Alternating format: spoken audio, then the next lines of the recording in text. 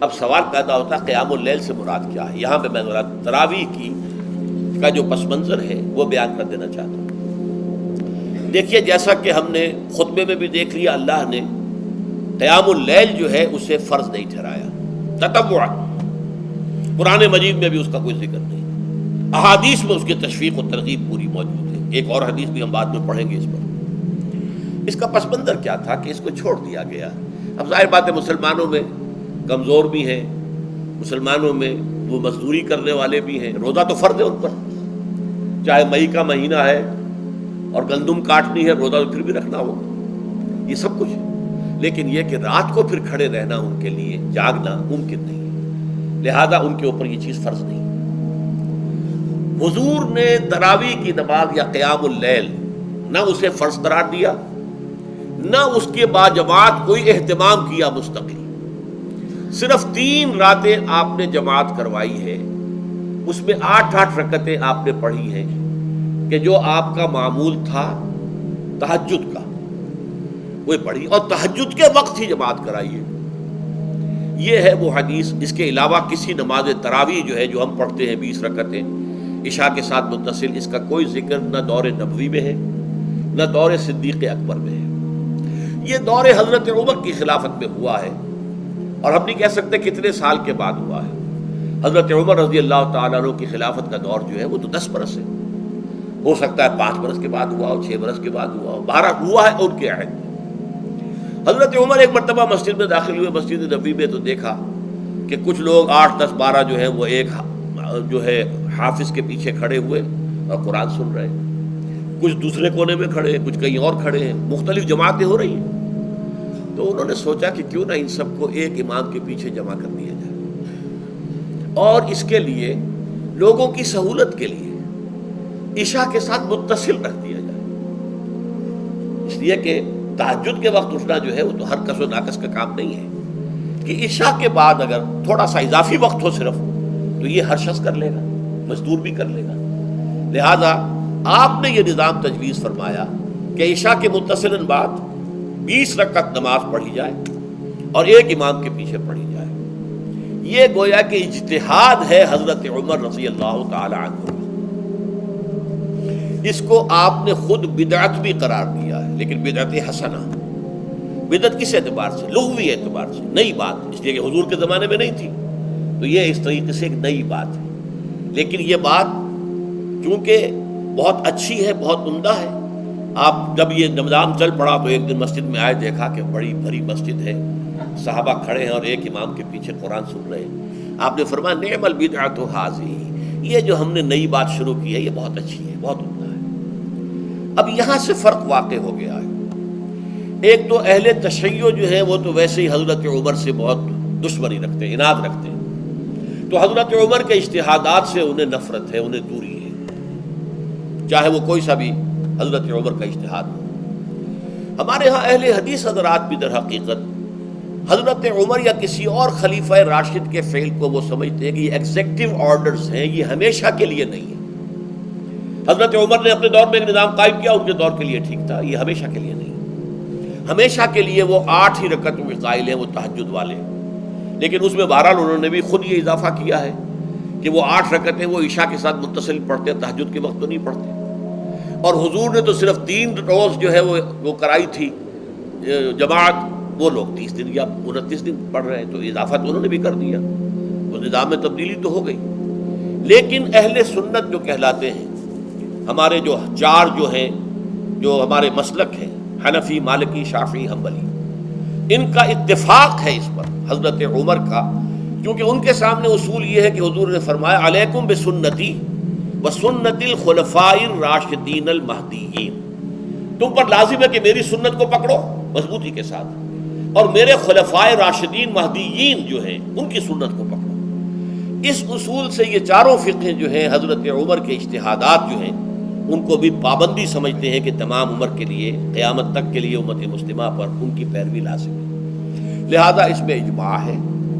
اور یہاں تک کہ یہ سب سے آخری جو اس میں مسلک پیدا ہوا ہے زمانی اعتبار سے، سب سے پہلے مسلک جو ہے حنفی پیدا ہوا ہے، پھر مالکی پیدا ہوا ہے، پھر شافعی پیدا ہوا ہے، اور پھر حنبلی آخری ہے۔ اور امام احمد ابن حنبل بہت بڑے محدث بھی ہیں.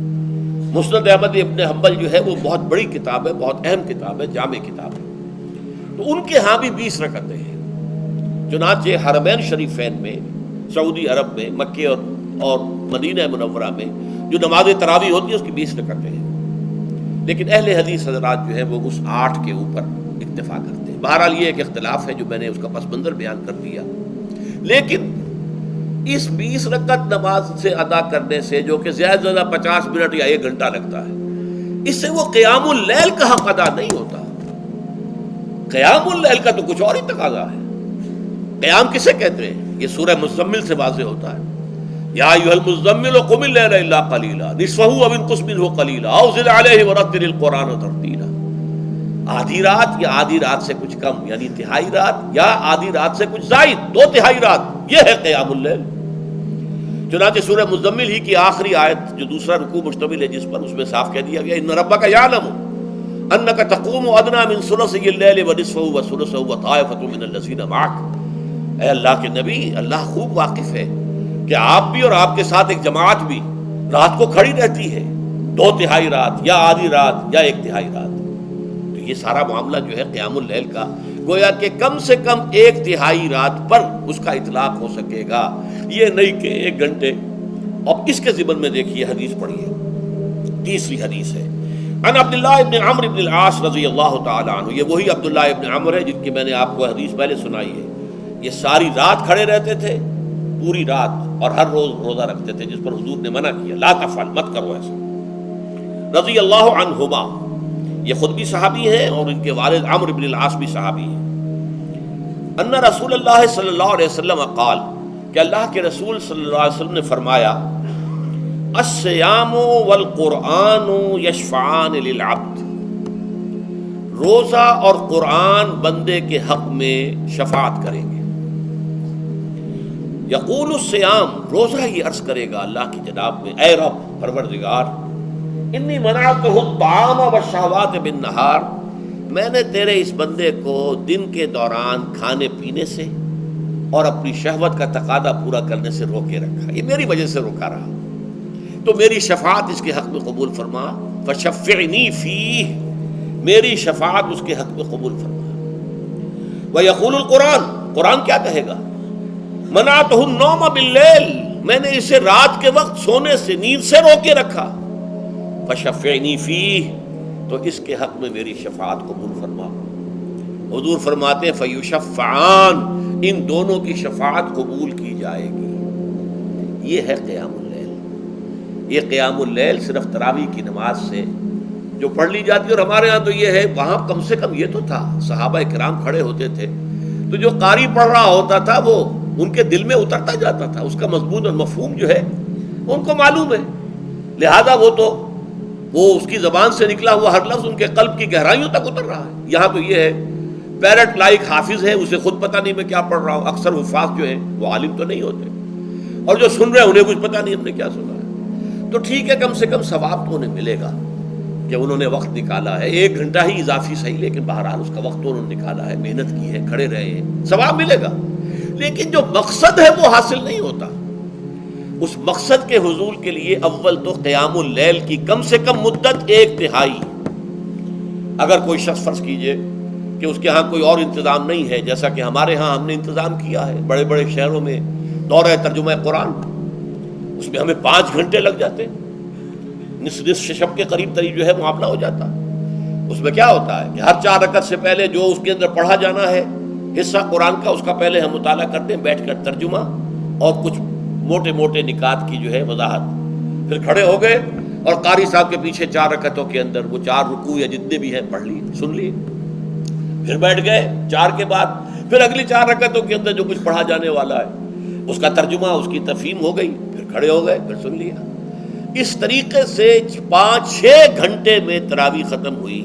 تو تراویح بھی ہو گئی، حضرت عمر کے اجتہاد پر عمل بھی ہو گیا، 20 تراویح ہو گئی. لیکن یہ ہے کہ اس کے ساتھ جو اصل غرض و غایت ہے قیام اللیل کی، وہ بھی حاصل ہو گئی. یہ ہم نے 17 سال پہلے شروع کیا تھا یا 18 سال پہلے، اور وہ انشاءاللہ اللہ کے فضل و کرم سے اب چل رہا ہے. بڑے بڑے شہروں میں ہو رہا ہے، لاہور میں جن مقامات پر ہو رہا ہے وہ تازہ جو ندائے خلافت ہے اس کے اندر آپ اس کی فہرست دیکھ لیں. کراچی میں تو اس سے غالباً 3 گنا مقامات کے اوپر وہ کام ہو رہا ہے، اور دوسرے شہروں میں بھی ہو رہا ہے. تو اس سے در حقیقت وہ غرض و غایت، وہ حکمت جو ہے پوری ہوتی ہے کہ یہ دونوں چیزیں پیرلل ہیں.